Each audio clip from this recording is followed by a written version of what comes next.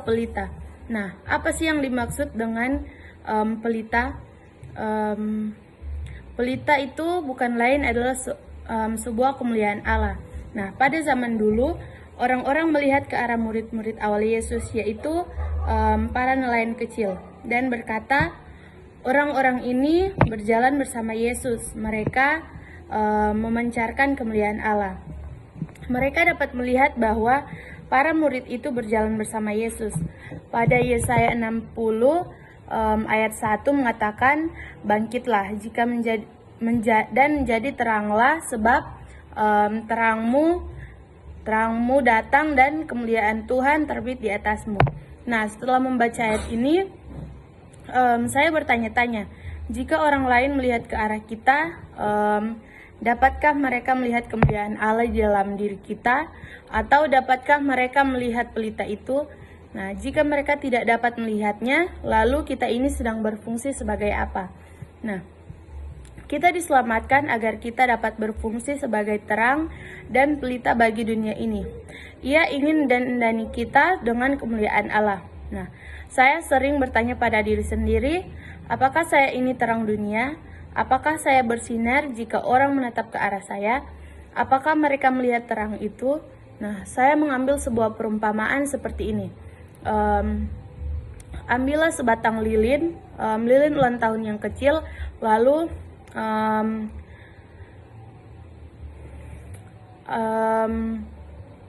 misalnya ia begitu tipis dan kecil dan hanya memberikan sinar yang redup. Lalu nyalakanlah lilin itu di kamar pada waktu malam dan perhatikan apakah kegelapan dapat menelan cahayanya. Nah, walaupun cahayanya itu meskipun lilin itu begitu kecil, namun cahayanya itu tidak dapat dipadamkan oleh kegelapan yang ada pada ruangan kamar tersebut, atau kegelapan tidak akan mampu untuk menelan cahaya lilin itu. Tidak ada cara bagi kegelapan untuk menelan cahaya lilin itu, karena terang memang tidak dapat ditelan atau dikalahkan oleh gelap secara alami. Nah, kegelapan pasti kalah oleh terang, sekalipun cahaya yang muncul itu redup berasal dari sebatang lilin ulang tahun yang kecil. Oleh sebab itu, kita boleh membiarkan kegelapan mengalahkan kita. Kita tidak boleh membiarkan kegelapan mengalahkan kita. Nah, jika ada orang yang tidak baik terhadap kita, itulah saatnya bagi kita untuk memancarkan terang yang lebih besar. Kita harus menjadi pelita untuk setiap orang-orang yang ada di sekeliling kita, agar setiap kemuliaan Allah yang Allah berikan kepada kita tidak kita sia-siakan begitu saja, tetapi kita mampu menggunakannya dengan baik.